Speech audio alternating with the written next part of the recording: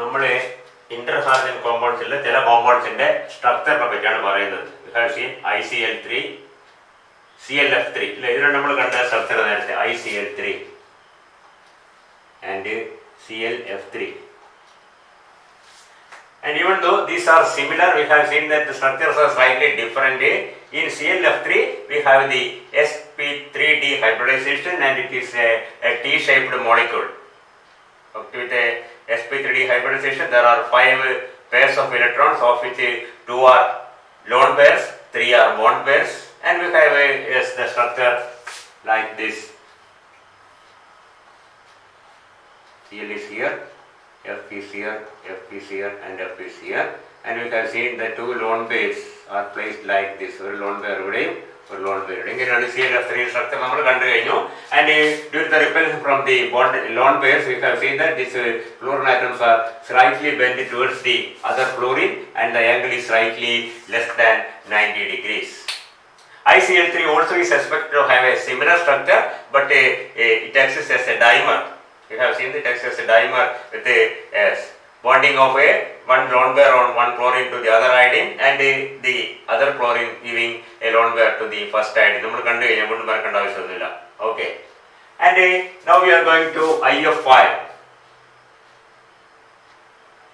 നമ്മൾ നേരത്തെ സൂചിപ്പിച്ച പോലെ IF5 ആയാലും എന്ത് ഇന്റർ ഹാലജൻ കോമ്പൗണ്ട് ആയാലും we can simply reach at the hybridization by simply looking at the number of electron pairs around the first atom, that is iodine. Iodine have 7 plus 5 fluorine, 5 electrons, 12 electrons. 12 electrons are 6 pairs.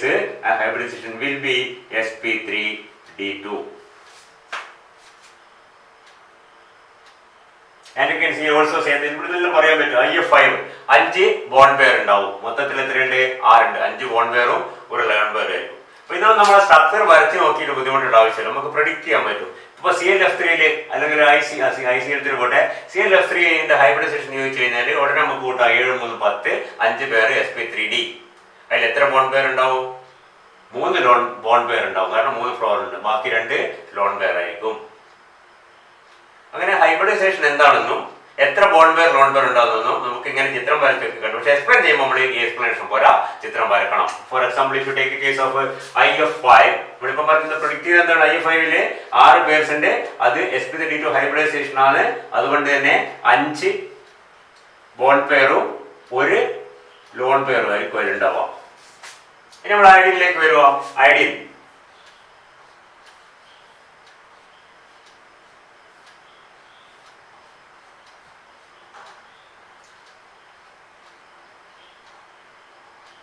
ഇതാണ് ഐഡിയന്റെ electronic configuration. 5 florin bond ചെയ്യുന്നുണ്ട്, 5 single electron അല്ലെങ്കിൽ unpaired electron. അപ്പൊ ഇത് രണ്ടും അൺപെയർ ചെയ്യും, ഇത് അൺപെയർ ചെയ്യും, ഇത് അൺപെയർ ചെയ്യും.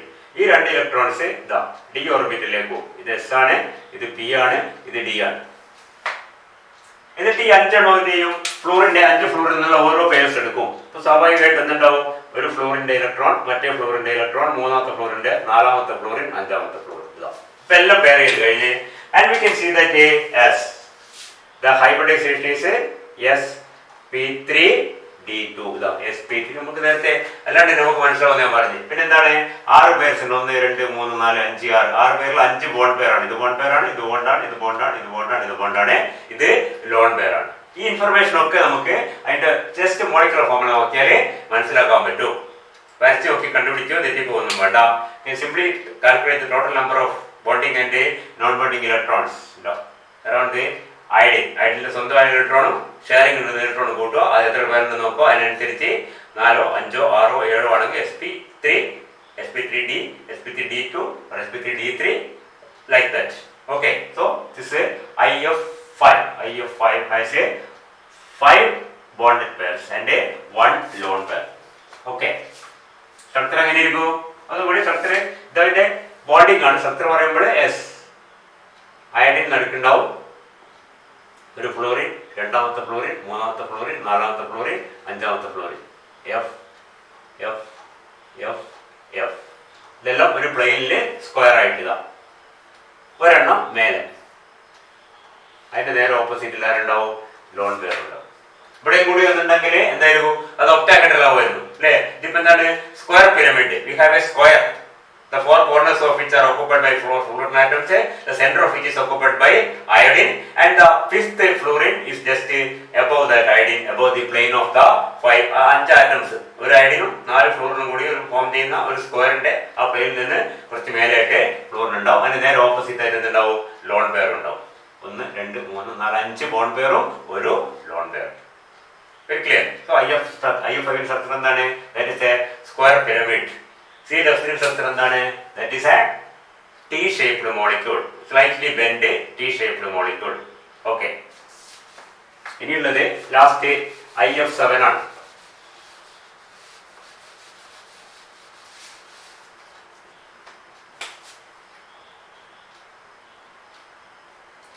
IF7 നമുക്ക് പ്രെഡിക്റ്റ് ചെയ്യാം. IF7 means there are 7 plus 7. ഒരു ഐഡന്റെ 7ഉം 7 ഫ്ലൂറിൻ ഓരോന്നായിട്ട് 7 7ഉം 14 ഇലക്ട്രോൺ ആയിട്ടുണ്ടാവും. ഐഡന്റെ ചുറ്റുണ്ടാവും. ഐഡൻ will have as 14 electrons in this periphery, and we can see that there will be 7 pairs. 14 electron means 7 pairs. ഇതിന്റെ 7ഉം ഇതിന്റെ 7 14 ഇലക്ട്രോൺ എന്ന് പറഞ്ഞാൽ 7 pair ആണെങ്കിൽ hybridization will be sp3d3. And if you look at it, you can see that yes, there are 7 fluorine atoms. That means 7 pairs are there. So there will be 7 bond pairs and no lone pairs. Lone pair ഉണ്ടാവില്ല. എല്ലാം കാരണം 7 പേരേ ഉള്ളൂ. 7 ഫ്ലൂറിനായിട്ട് bond ചെയ്യാൻ. അപ്പോഴേ എന്തില്ല? Lone pair അതിലുണ്ടാവില്ല. Hybridization will be sp3d3. നമുക്ക് പഴയ രൂപത്തിലൊന്ന് നോക്കാം. This is S, this is P, and this is D.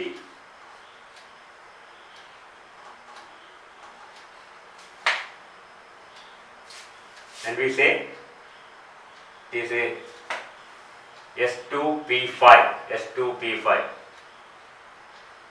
ഇതെങ്ങനെയുണ്ടാവും? ഇനി എന്ത് വേണം? 7 ഫ്ലൂറിനായിട്ട് ബോണ്ട് ചെയ്യണമെങ്കിൽ 7 അൺപെയർഡ് ഇലക്ട്രോൺ വേണം. 7 അൺപെയർഡ് ഇലക്ട്രോൺ വേണമെങ്കിൽ ഇതാ, 1 അൺപെയർ ചെയ്താൽ 3 ആയി, രണ്ടാമത്തെ അൺപെയർ ചെയ്താൽ 5 ആയി, മൂന്നാമത്തത് അൺപെയർ ചെയ്താൽ അത് 7 ആയി.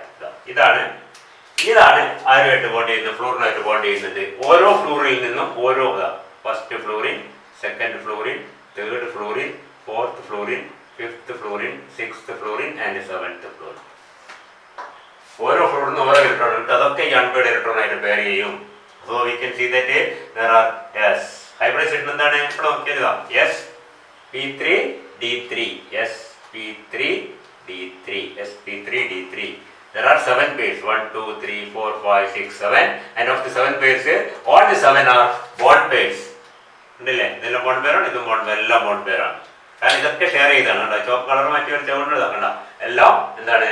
Bonded pair. No lone pair of electrons. അപ്പൊ അതൊക്കെ നമുക്ക് ഈ ഫോമിനെ തന്നെ പ്രൊഡിക്റ്റ് ചെയ്യാൻ പറ്റും. പക്ഷെ എക്സ്പ്ലെയിൻ ചെയ്യുമ്പോൾ നമ്മൾ ഇങ്ങനെയാണ് പറഞ്ഞാൽ മതി. ഐഡിന്റെ ആദ്യത്തെ ഇലക്ട്രോൺ കോൺഫിഗറേഷൻ പറയാം, അതിന്റെ എക്സൈറ്റഡ് സ്റ്റേറ്റ് എന്ന് പറയാം. ഈ അൺപെയർ ചെയ്താൽ അല്ലെങ്കിൽ അൺപെയർ ചെയ്താൽ കിട്ടും. അൺപെയർ ചെയ്യുന്നതെങ്ങനെ നമുക്ക് മനസ്സിലായല്ലോ? ഒരു ഫ്ലൂറിനായിട്ട് മാത്രമേ ബോണ്ട് ഫോം ചെയ്യണമെങ്കിൽ അൺപെയർ ചെയ്യേണ്ട, കാരണം അതിലൊരു അൺപെയർഡ് ഇലക്ട്രോൺ ഓൾറെഡി ഉണ്ട് അല്ലേ? ഇതാണ് നമ്മുടെ ഹാലജന്റെ. ഏത് ഹാലജനായാലും അതിന്റെ ഇലക്ട്രോണിക് കോൺഫിഗറേഷൻ എന്ന് പറഞ്ഞാൽ ഇതാ ഇങ്ങനെയാണ്. S2P5. If it is to have a bond with a single halogen, ഒരു അൺപെയർഡ് ഇലക്ട്രോൺ അവിടെ തന്നെ ഉണ്ട്. അതേപോലെ അതിന് ബോണ്ട് ചെയ്യാം. രണ്ടുമായിട്ട് ബോണ്ട് ഫോം ചെയ്യില്ല. മൂന്നായിട്ട് ഫോം ചെയ്യുന്നെങ്കിലോ IF3 അല്ലെങ്കിൽ AB3 ടൈപ്പ് ആണെങ്കിലോ അന്നേരം ഒരെണ്ണം അൺപെയർ ചെയ്തിട്ട് അത് ഇങ്ങോട്ട് വരും. അപ്പൊ 3 അൺപെയർഡ് ഇലക്ട്രോണായി. ഇനി AB5 ആണെങ്കിലോ അപ്പൊ അടുത്ത പേർ അൺപെയർ ചെയ്യും. ഇതാ ഇപ്പൊ 5 unpaired ഇലക്ട്രോണായി.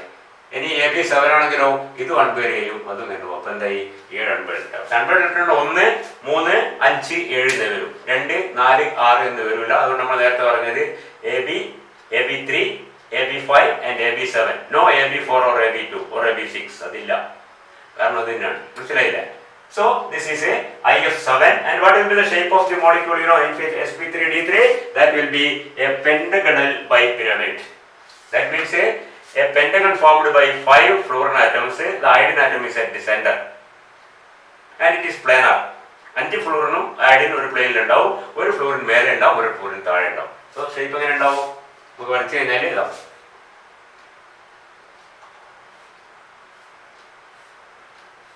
it's a pentagon. You see that? Yes.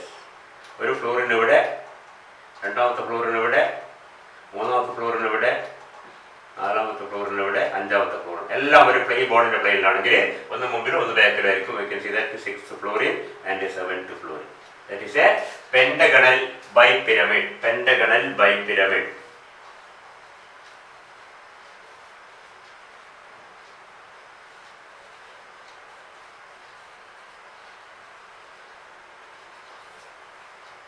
Pentagonal bipyramid structure. See, this is the structure. Pentagonal I of 7. No lone pairs. Lone pair എല്ലാം bond pair ആണ്. പിന്നെ ബൈപ്പിൾ എന്ന് പറഞ്ഞാൽ മനസ്സിലായി. നമ്മുടെ നേരത്തെ ട്രയാഗണൽ ബൈപ്പിൾ എന്ന് പറഞ്ഞാൽ എന്താണ്? ട്രയാഗണൽ ബൈപിരമിഡ് is actually as a 5-cornered structure in which the 3 corners are in a plane, axial plane, so an equatorial plane, and there are 3 atoms, one above and one below. 5 ആയി. അത് ട്രയാഗണൽ ബൈപിരമിഡ്. ഇത് പെന്റഗണൽ ബൈപിരമിഡ്. ഈ പ്ലെയിനിൽ തന്നെ 5 എണ്ണം ഉണ്ട്. ഇതിന്റെ കോർണേഴ്സ് ഓഫ് 5 കൂടി ഒരു പെന്റഗൺ പോലെ നിലനിൽക്കും. ഒരു മേലെ ഒരെണ്ണം താഴെ. That is a pentagonal bipyramid in the case of a IF7. അപ്പോൾ ഈ 4 സ്ട്രക്ചർ നമുക്ക് പഠിക്കാൻ പറ്റും. ICL3 ചെറിയൊരു വ്യത്യാസം, പിന്നെ CLF3, IF5 ആൻഡ് IF7. മനസ്സിലായില്ലേ? അത്രയും സ്ട്രക്ചർ അത് എല്ലാം ആയി കഴിഞ്ഞാൽ. മറ്റേതെന്താണ്? AB1 അല്ലെ AB എന്നുള്ള സ്ട്രക്ചർ നമ്മൾ ഹാരത്തിന്റെ സ്ട്രക്ചർ പോലെ യാതൊരു വ്യത്യാസമില്ല. AB is a linear molecule. AB3 will be a T-shaped molecule. AB5 will be a trigonal bipyramid. Sorry, AB3 is a trigonal bipyramid. Trigonal bipyramid നമ്മൾ എന്താ പറയുന്നത്? 2 ലോൺ പേർ നമ്മൾ ജോമെട്രി ഷേപ്പിൽ പറയും. അപ്പോൾ അത് T-shaped എന്ന് പറയുന്നത്. മനസ്സിലായില്ലേ? അതിന്റെ ഹൈബ്രിഡൈസേഷൻ sp3d ആണ്. 1 3 4 1 5 ഉണ്ട്. 2 ലോൺ പേർ ആണ്. 3 ബോണ്ടിന്റെ ഫ്ലോറിൻ ആറ്റംസ് അങ്ങോട്ടുള്ളത്. അത് മാത്രം T-shaped ആണ്. ഫ്ലോറിൻ ഇവിടെ, ഒന്ന് താഴെ, ഒന്ന് അങ്ങോട്ട്. CLF3. CLF5 ആകുമ്പോൾ സ്ക്വയർ പിരമിഡ് ആയി മാറും. Hybridisation sp3d. sp3d2. There are 6 pairs of electrons, out of which 1 is a lone pair. അപ്പോൾ 5 തന്നെ ഉള്ളൂ അല്ലേ? IF5 എന്ന് പറഞ്ഞാൽ അയഡിൻ സെന്ററിലും 4 ഫ്ലോറിൻ 4 കോർണർ ഓഫ് സ്ക്വയറും 1 മേലെ. IF5 താഴെ അതിന് ലോൺ പെയർ ഉണ്ടാവും. പിന്നെ IF7 അങ്ങനെ pentagonal bipyramid with no lone pairs of electrons. Okay, ഇതെല്ലാത്തിനും ബാധകമാണ്. IF7 പിന്നെ ആ ഫോമിലയിൽ ഒരു ഇന്റർകാലിയം, AB7 ഒറ്റ ഇന്റർകാലിയം കൊണ്ട് മാത്രമേ ഉള്ളൂ. അത് IF7 ആണ്. IF5 BRF5 ഉണ്ട്, CLF5 ഉണ്ട്. AB3 CLF3 ഉണ്ട്, BRF3 ഉണ്ട്, ICL3 ഉണ്ട്. മനസ്സിലായില്ലേ? അപ്പൊ എല്ലാത്തിന്റെയും ഓരോ റെപ്രസെന്റേറ്റീവ് സ്ട്രക്ചർ പഠിച്ചാൽ ബാക്കി അതേപോലെ ആയിരിക്കും ഒന്നും കൂടി മനസ്സിലാക്കുക. ഈ കൂട്ടത്തില് നമ്മൾ ചോദിക്കാൻ സാധ്യതയില്ലെങ്കിലും നമ്മൾ നേരത്തെ പറഞ്ഞ ഇന്റർ ഹാലജൻ കോമ്പൗണ്ട്സിന്റെ കൂടെ തന്നെ ഇന്റർ ഹാലജൻ കാറ്റയോൺസോ ആനയോൺസോ ഉണ്ടാവും. അതിന്റെ സ്ട്രക്ചർ പഠിക്കുക. അതിന്റെ സ്ട്രക്ചർ ഇങ്ങനെ പറയാന്ന് വെച്ച് കഴിഞ്ഞാല് വളരെ സിമ്പിളാണ്. ഇതേപോലെയാണ് നമ്മൾ ഇതിന്റെ സ്ട്രക്ചർ പഠിക്കുന്നതും സ്ട്രക്ചർ കണ്ടുപിടിക്കുന്നത്. അങ്ങനെയാണ്. Suppose you have A structure say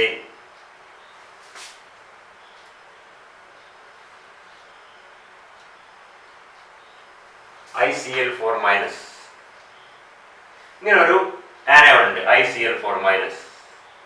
What will be the structure of this ICl4-? What will be the hybridization in that? അത് നമുക്ക് നേരത്തെ പ്രെഡിക്റ്റ് ചെയ്ത പോലെ തന്നെ അയഡിന്റെ മുകളിൽ 7 ഇലക്ട്രോൺ, 4 ക്ലോറിന് 4 ഇലക്ട്രോൺ, ഒരു നെഗറ്റീവ് ചാർജിന് 1 ഇലക്ട്രോൺ, 7 4 11 1 12 ഇലക്ട്രോൺ ഉണ്ട്. അതെന്താണ്?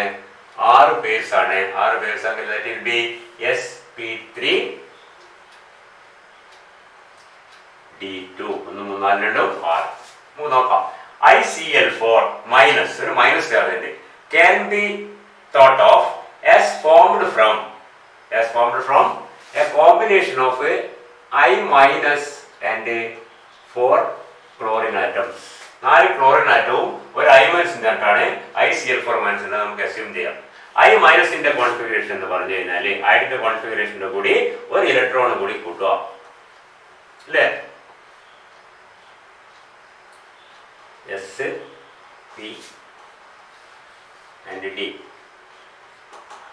അയഡിന്റെ കോൺഫിഗറേഷൻ എന്ന് പറഞ്ഞാൽ S2p5 ആണ്. ഇവിടെ അയഡിനല്ല, സെൻട്രൽ ആറ്റം I- ആയിട്ട് എടുക്കും. I- എന്ന് പറഞ്ഞാൽ ഒരു ഇലക്ട്രോൺ കൂടിയുണ്ട് I-. പിന്നെന്താണ്? 4 ക്ലോറൈഡ് ഉണ്ട്. 4 ക്ലോറൈഡിനെ അക്കോമഡേറ്റ് ചെയ്യണമെങ്കിൽ 4 പേഴ്സ് വേണം.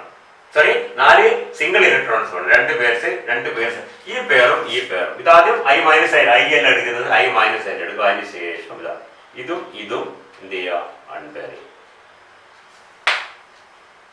Now it has to share with a 4 chlorine atoms.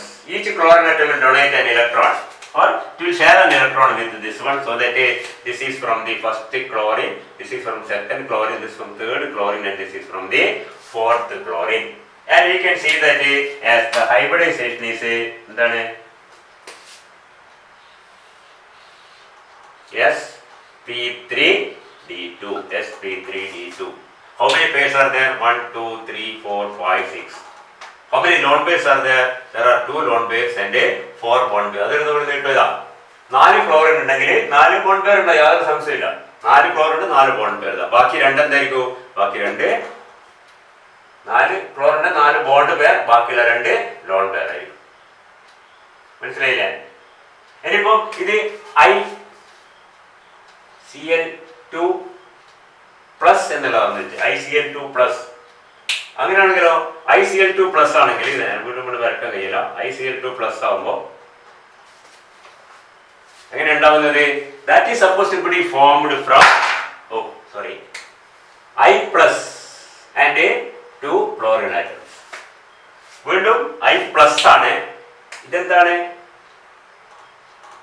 ഇത് I ആണ്, അയഡിനാണ്. I പ്ലസ് ആവും എന്താ സംഭവിക്കുക? ഈ ഇലക്ട്രോണും പോകും.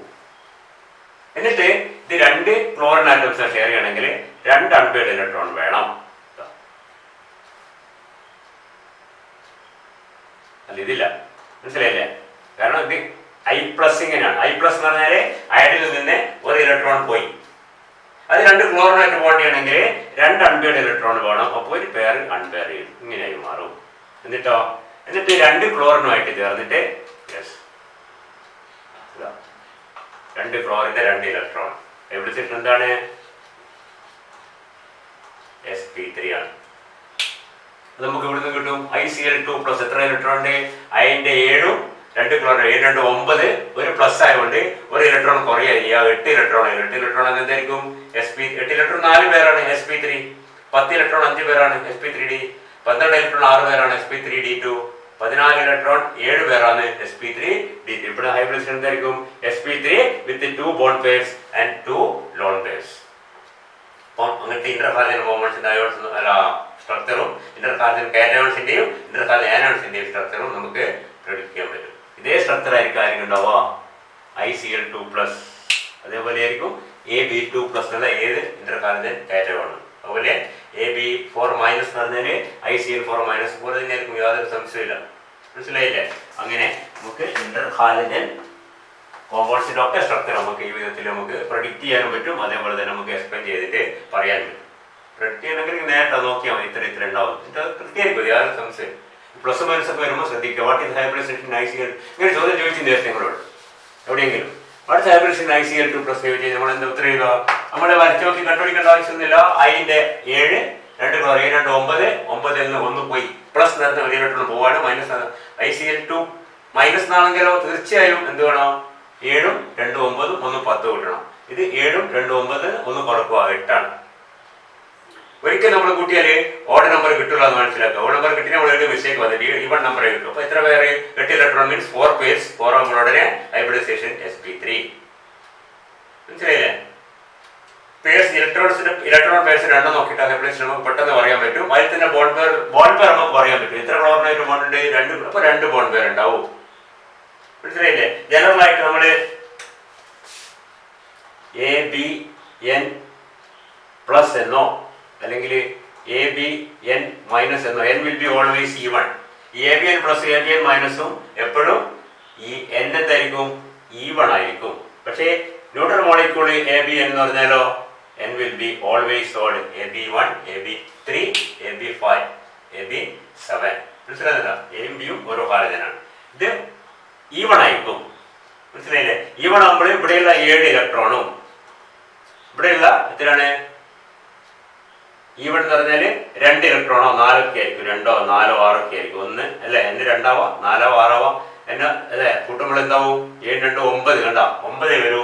7 4 11 7 എല്ലാം ഈവൺ ആയി വരിക. പക്ഷെ അതിനോട് എന്തുണ്ട്? +1 ഉണ്ട്. അപ്പൊ എല്ലാം ഈവൺ ആയി മാറും. മൈനസ് ആയാലും അത് ഈവൺ ആയി മാറും. മനസ്സിലായില്ലേ? എപ്പോഴും ഈവൺ നമ്പർ ഓഫ് ഇലക്ട്രോൺസ് ഉണ്ടാവും ഒരു ഇന്റർ ഹാലജൻ കോമ്പൗണ്ട് സെൻട്രൽ ഹാലജന് ചുറ്റും. അതിന്റെ നമ്പർ അനുസരിച്ച് നമുക്ക് ഹൈബ്രിഡൈസേഷൻ പ്രഡിക്ട് ചെയ്യാം, നമുക്ക് ലോൺ പെയറും ബോണ്ട് പെയർ എത്ര വരും എന്ന് അറിയാം, സ്ട്രക്ചറും പ്രഡിക്ട് ചെയ്യാം, എന്തായിരിക്കും സ്ട്രക്ചർ എന്ന് പറയാൻ പറ്റും.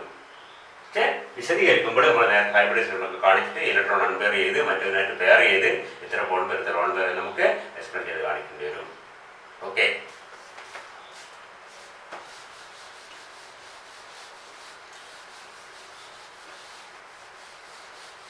ഹൈബ്രിഡൈസേഷൻ സ്ട്രക്ചർ നിങ്ങൾ സിലബസ് പറഞ്ഞിരിക്കുന്നത് hybridisation structure and reactivity of interhalogen compounds എന്നാണ്. അല്ല, reactivity of interhalogen compounds അല്ല, ഈ 4 കോമ്പൗണ്ട് ഏതൊക്കെ? ICl3 ClF3 IF5 IF7. ഇതിന്റെ കാര്യം ശ്രദ്ധിക്കുന്നത് ഇതിന്റെ 4 മാത്രമേ എടുത്തു പറഞ്ഞ എക്സാമ്പിൾ ഉള്ളൂ. ഒരുപാട് ഇന്റർ ഹാലജൻ കോമ്പൗണ്ട്സ് ഉണ്ടെങ്കിലും in the syllabus it is specified that structure bonding നമ്മൾ സ്ട്രക്ചർ ബോണ്ടിങ് പറഞ്ഞു കഴിഞ്ഞാൽ റിയാക്ടിവിറ്റി എന്ന് പറഞ്ഞാൽ റിയാക്ഷൻസ് എന്നല്ല റിയാക്ടിവിറ്റി എന്നാണ് പറഞ്ഞിരിക്കുന്നത്. അപ്പോൾ റിയാക്ഷൻ ഓരോന്ന് സ്പെസിഫിക് ആയിട്ട് ചോദിക്കാനുള്ള സാധ്യത ഓൾമോസ്റ്റ് നില്ലാണ്. എന്താ റിയാക്ടിവിറ്റി എന്ന് പറഞ്ഞാൽ യു നോ ഓൾ ദീസ് നമ്മൾ നേരത്തെ പറഞ്ഞു these compounds are highly reactive compounds. The interhalogen compounds are found to be much more reactive than the respective halogens from which they are formed. And it is seen that as interhalogen fluorides are extremely reactive compounds, very highly reactive compounds, and they are found to react with such a unreactive species which is suspected to be reactive, not at all reactive. തീരെ reactive അല്ലാതെ പ്രതീക്ഷിക്കുന്ന പല സാധനങ്ങളുമായിട്ടും ഈ പറഞ്ഞ Inter halogen compounds react ചെയ്യുന്നത്. എന്തുകൊണ്ടാണ്? ഇതിന്റെ reactivity വളരെ കൂടിയതുകൊണ്ടാണ്.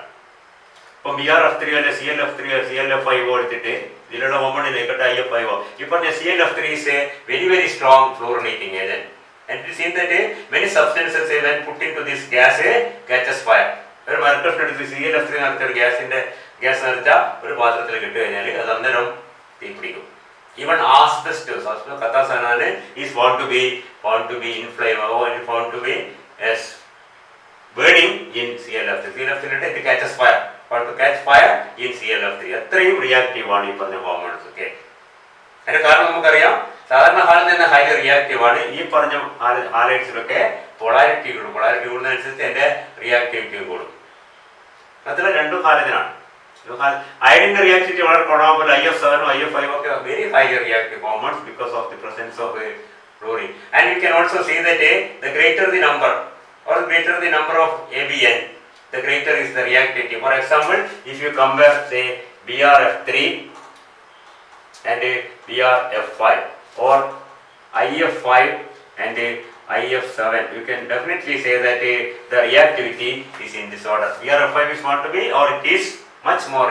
ഇതിന് വളരെ റിയാക്റ്റീവ് ആണ്, ഇത് അതിനേക്കാളും റിയാക്റ്റീവ് ആണ്. ഇത് റിയാക്റ്റീവ് ആണ്, അതിനേക്കാളും റിയാക്റ്റീവ് ആണ്. മനസ്സിലായില്ലേ? ഒരേ ഫോർമുല രണ്ടും നോക്കിക്കഴിഞ്ഞാലോ ClF3 യും BrF3 രണ്ടും ഹൈലി റിയാക്റ്റീവ് ആണ്. അതിൽ കൂടുതൽ reactivity ആർക്കായിരിക്കും? ClF3 is highly reactive. പറഞ്ഞ മനസ്സിലായോ? അപ്പൊ എല്ലാ കോമ്പൗണ്ട്സും മിക്കവാറും ഇത് വെരി ഹൈലി റിയാക്റ്റീവ് ആണ്. പിന്നെ വേറൊരു കാര്യമുള്ളത്, ചിലപ്പോൾ നിങ്ങളോട് ചോദിച്ചേക്കാം പരീക്ഷക്കൊക്കെ ചെറിയ ഒരു പോയിന്റ് ഞാൻ നേരത്തെ സൂചിപ്പിച്ചിട്ടുണ്ടായിരുന്നു. This in liquid states undergo self ionisation. ഈ സെൽഫ് അയണൈസേഷൻ നമ്മൾ ഓക്കെ